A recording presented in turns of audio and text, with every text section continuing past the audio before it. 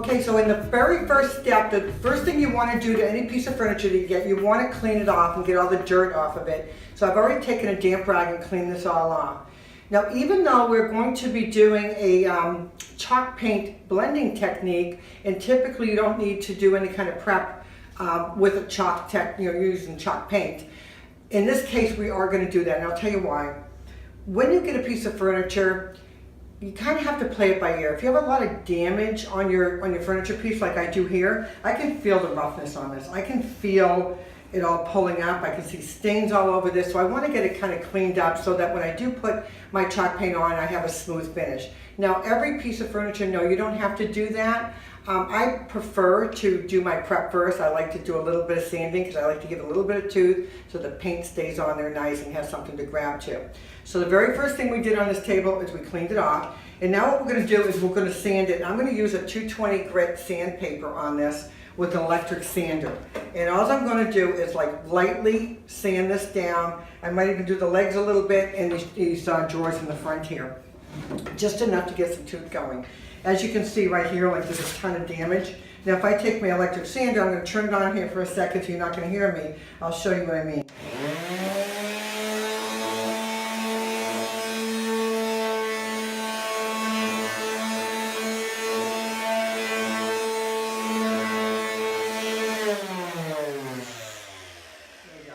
Now I know you can't feel this, but I'm going to feel it for you. This is a lot smoother. It was really super rough. I could feel all of the graining coming up and all of the chipping come up. I might even have to sand a little bit more right here. But now what I'm going to do is just continue sanding this down, get it nice and cleaned afterwards, and then we're going to start the blending technique. We'll see you in the next step. Well, hey everyone, we're back for our budget-friendly home makeover. And here we're going to do a blending technique on this table. What we're going to do for the second step in our process here, the first step was to clean it and sand it. Now what we're going to do is we're going to put some chalk paint on this entire piece. I like to start out with a base color and then start doing my blending after that. So what I have chosen is this beige colored, I think it's called, let me look, Barn Clay color. It's a pre-made chalk paint that I had in my studio for a while. And just thought I like the color and I just want to use it up. So we're going to use that. If you'd like to make your own chalk paint, you can do that as well. And the beautiful thing about doing that is the Van Deck is your color palette. You can make any color you want. You don't have to just pick the color that the manufacturer supplies for you. So if you want to make your own and you want to go to my website, I have a video on there showing you how to make your own chalk paint. You can go to artyfartycreations.com. But we're going to get started today on this, and what I'm going to do is just start painting the whole thing one layer. It's real simple, just basically just paint it all on there. Get one layer on. It doesn't matter how pretty it looks. It usually gets worse before it gets better when you're doing this technique. But it's a lot of fun because you can actually pick out your own colors and make them all custom. And this one here, I think I'm going to use, I don't know, maybe 3 to 4 colors on this. I kind of do it as I go, and I just kind of pick the colors that I want in my decor. You can pick whatever colors you want to. You don't have to pick what I did. You can kind of practice on a piece of wood too if you decide you don't like it, but it's so easy to fix anyway. It's just paint, so you can always just redo that if you don't like it. So I put that one down there. I'm going to paint the drawers first. I will use this brush here to put the base coat on. I like using this flat brush just to get it on, but I use a round brush to pretty much do the drawers and some of the sides. I'll go back and forth with my brushes. And when I'm painting the blending, I basically will use maybe one brush and just keep dipping in different colors because it really doesn't matter. You're going to be blending the colors anyway. But it's a lot of fun to do this because every piece will look totally different. So we're just going to get that on there like that. No rhyme or reason. I'm going to keep going here. Now if you have any questions about this technique, you can always go to my website and you can shoot me a message there. You can go to my Facebook page, which is, I think, Cheryl Fon Creations. You can find me that way and ask me on Facebook. I also have a Facebook group called Ask Cheryl Fong. And you can go in there and ask me questions. So there's plenty of places for you to go to ask me questions if you have any. I'm happy to help in any way I can. See, I'm just blending this in. I'm just brushing it on. I'm not really even blending it. Just get it on there. Because the next layer is going to cover all that up, so you don't have to worry about it. There we go. The beautiful thing about buying furniture like this too, I love, is, my gosh, it's, you know, I bought this table for $20. I mean, you can't go wrong. I could not find a table like this for the life of me in the store. I would have to pay an easy $100 plus for a table similar to this. And this is the style that I wanted to go with. So I got really lucky by finding this online.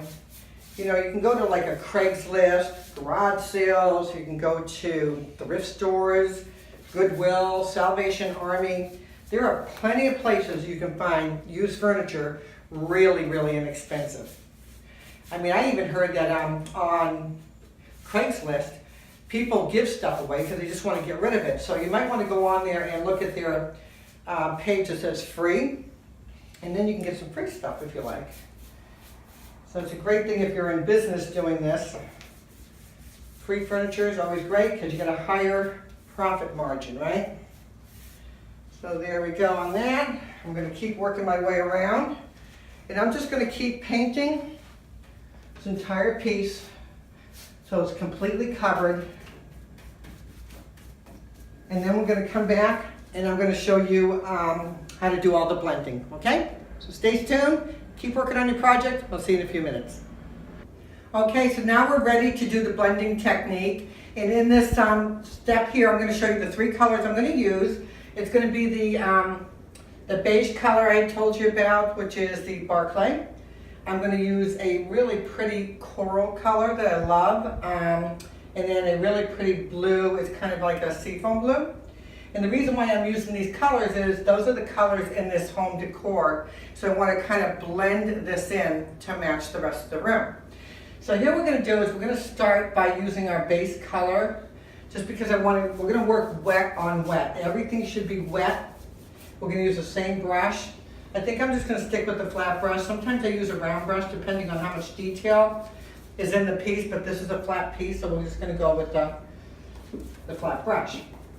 So I'm just going to keep blending this in. Just put some of the base color back on. And then I'm going to take a little bit of this coral. And I wanted to start blending it in with the base color that I just put on there. Now we can, if you don't like it dark, we can always go back. I know it looks pretty bold right now, but we can always go back and add in more of our other colors to blend it in. Watch this, see what I'm talking about? See how I'm blending that in? I'm trying to just get a little bit of that coral to come through. Now, if it doesn't move for you very well, then you can also use water in a spray bottle. This is just plain water in here. I'm just going to squirt a little bit of water on that. And this will help move the paint. See how that's moving? There's no right or wrong way to do this. It's all in what you want. If you want to look chunky in the colors, then just let it be chunky. I like blending it in. You can do it any way you want. I'm going to add some more of this. It's looking a little too pinky for me. I really don't like the pinky coral look. So I'm just going to kind of blend some of it out. I just want to have a little bit in there, not a lot. That's why I'm going to use a lot of my base.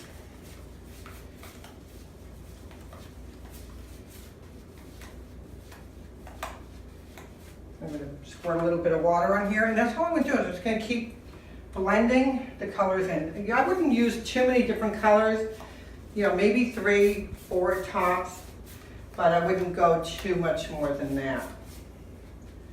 I'm going to start using some of my blue when I get to the end. So I can add a little more of this in here, get a little heavier.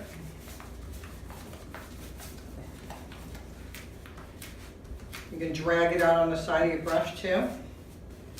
I'm trying to give this more of a beachy weathered look, but I want lots of pretty colors in it.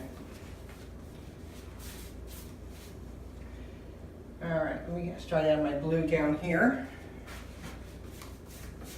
I just want a little blue down at the end. I really don't want it all the way through, I don't think. I'm just going to keep blending and playing as I go. It's really a fun, let me see if I can move this table down so you can see better. It's really a fun project to work on because you can totally custom anything you want, any color schemes you're going with.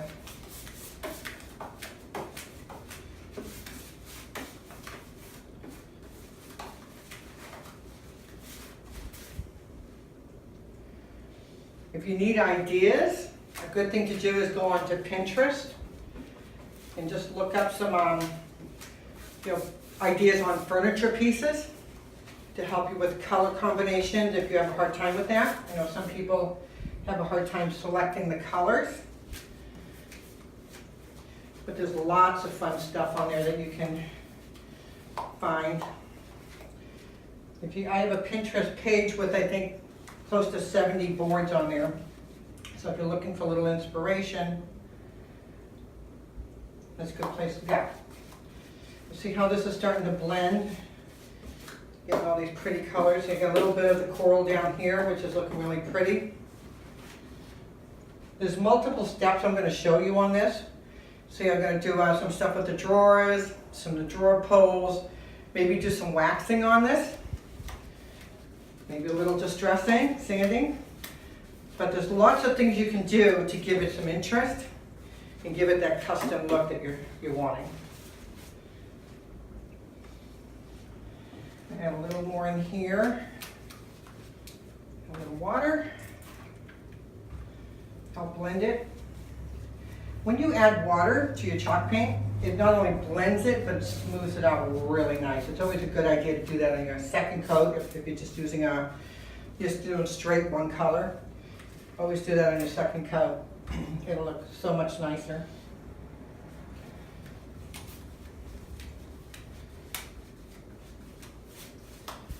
There we go. See how I got different colors going on here? This side has a lot more blue. And I kind of blended it in with the coral and back into the beige again. It just gives it more interest than having just a flat piece.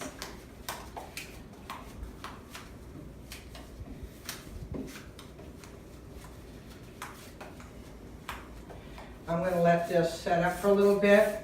If I decide to add more, I can always go back over it. That's a beautiful thing about paint. You can just keep layering it on there and change it up. So now I'm going to go around the front. I want to show you something in the front.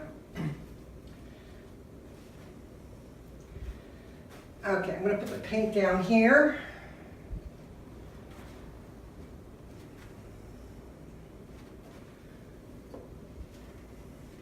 Okay, the reason why I'm coming down here, I want to show you something.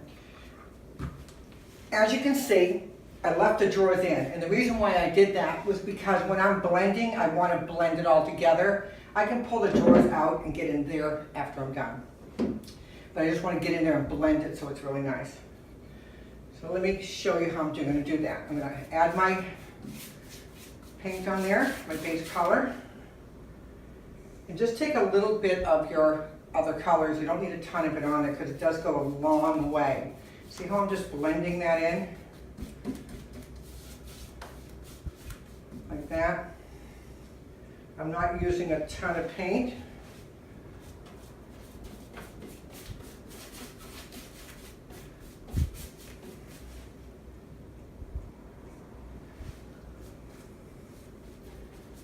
I'm going to add some right here just into the corner. Blend a little here.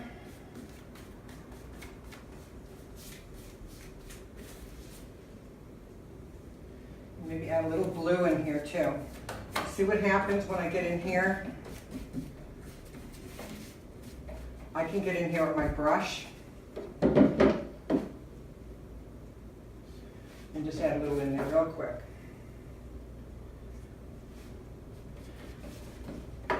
So you don't have to be perfect. This doesn't have to be absolutely perfect. It's not like painting a, piece of furniture that you want to be completely smooth and perfect. This is an imperfect finish. I'm going to add a little water to this. And I'm going to blend. That helps smooth it out some. Make it up in here.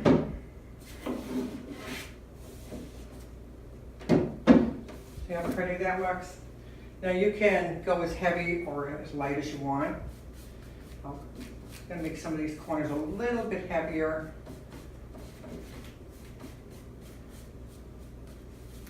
Give it some interest.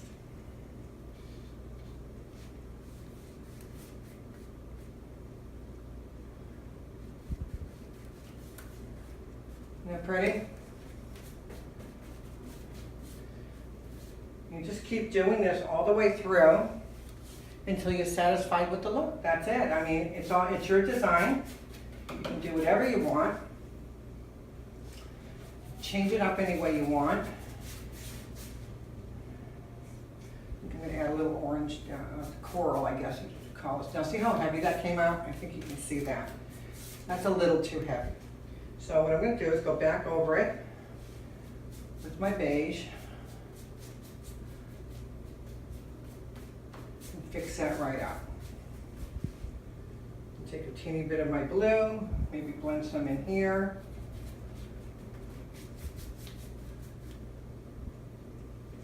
And blend it out again. Isn't that pretty? That's all you have to do. Keep playing with it.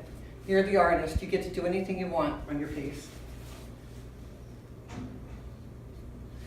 This is a really nice finish. Like if you do like the deep blues and the what do you call it? The like lime greens and things like that sort. Those kind of colors. Oh, that just makes an amazing, amazing finish.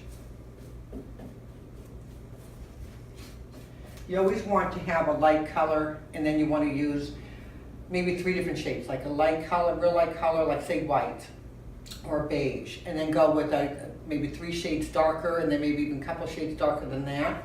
So that way it pops and you can see the colors coming through, okay? You can always practice on a piece of wood or, a sample board or something like that before you start if you're not sure if the color combinations are going to work for you. Because remember, when you're blending, so you have 3 colors here, but when you start blending, it creates a third color, a fourth color, and so on, because you're mixing 2 colors together. So you're going to end up with more colors than you started with. There we go. I'm going to add a little blue under here. Maybe a little more of that teal, or coral, I keep calling it teal. I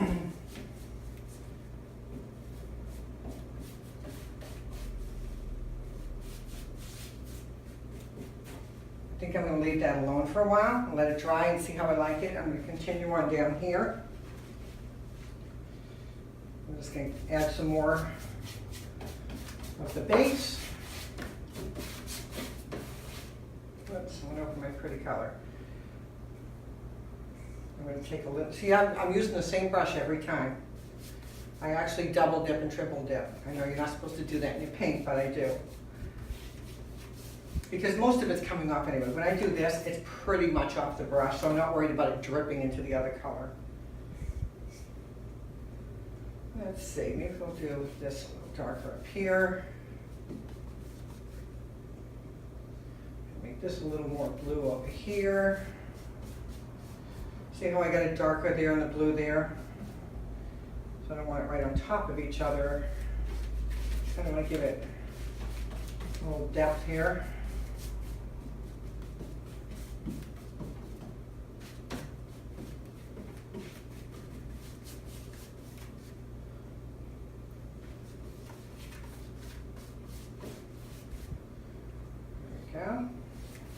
See how it's starting to come together?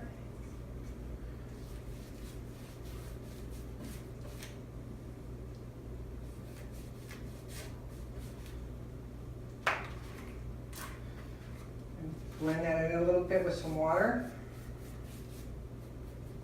because it was getting kind of dry on me. So when it feels like it's dry and it's pulling, just a little bit of water. You don't need a lot. This is just a regular water bottle, but you can buy a mister, which they sell at Hobby Lobby. I think they're like $10 or something. If you're going to use the regular spray bottle, just be careful of how much you squirt on.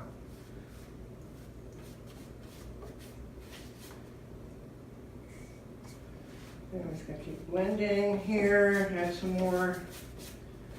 See, it doesn't really matter how I get it on there, because I'm going to be blending it in anyway. See how pretty that's coming out?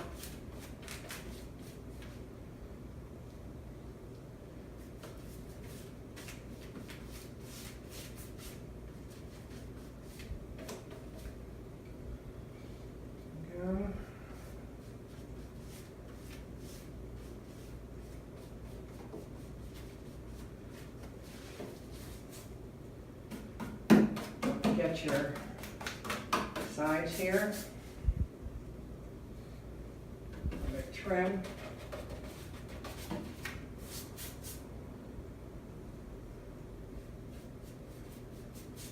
See, if I could just take my brush and dunk it in just on the tip, that's all I need. I don't need a whole bunch. I don't need it on the whole brush.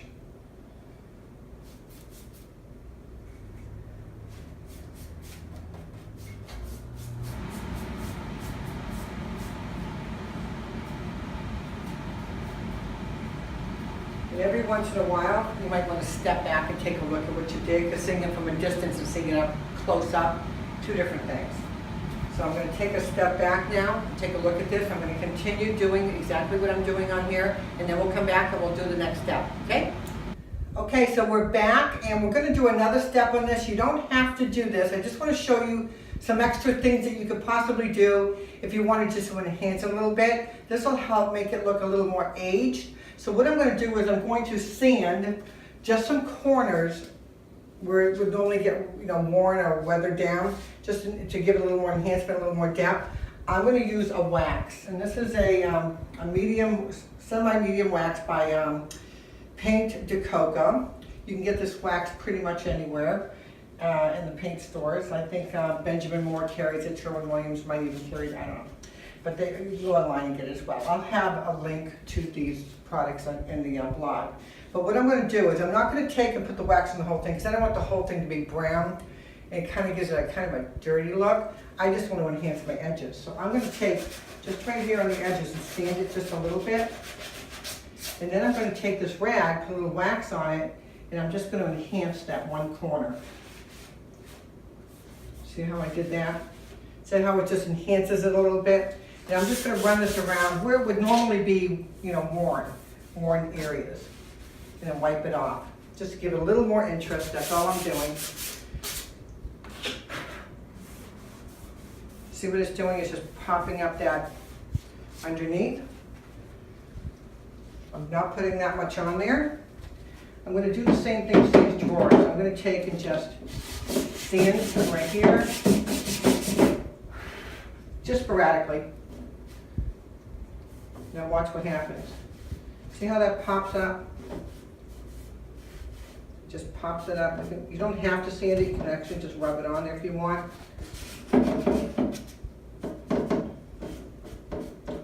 And I'm just going to go get down here.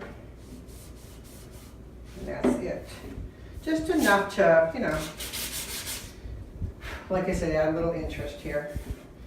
Little worn edges. Can you see how that looks a little bit worn? Smudge that in. Just going to rub a little bit on here. We'll just continue. So I'm rubbing it with this and rubbing it off with the clean area. Yeah. See how that's all kind of worn down right there? Now watch what happens when I put the wax on it. It just pops that up.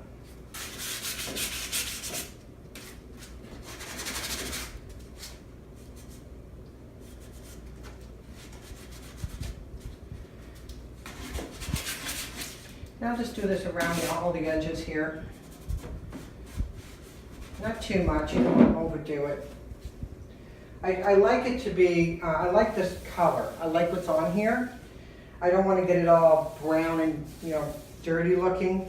I just want to pop up and give it some, kind of like a beachy farmy look, I guess, or beachy distressed look, whatever you want to call it. There's so many names for everything nowadays. So you can get into the corners here. You want to add a little bit and just rub it right out. So right there, maybe in this corner as well. And just rub it in, rub it out. And I'm going to continue doing this around the edges, and then that's it. That's going to be it for this, and then we're going to come back and I'm going to show you how to put a clear coat on this. Okay, we're doing the very last step of our project here, and that's putting a top coat, a clear coat on here. Now, if you're going to do a wax on here, let me just tell you this. If you're going to put wax on, you don't need to do the step I'm going to show you. The wax is your clear coat.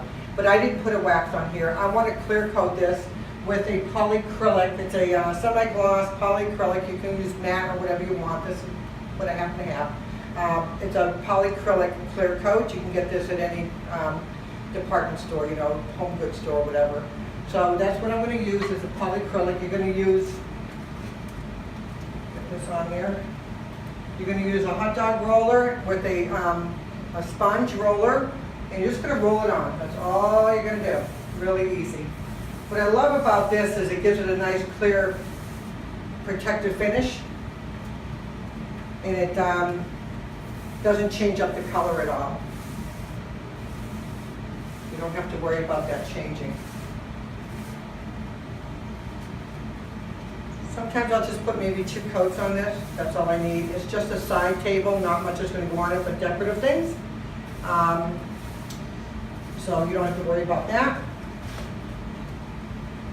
Not like when we did the table, we had to put like 4 coats on there. So I'm just going to run it over one whole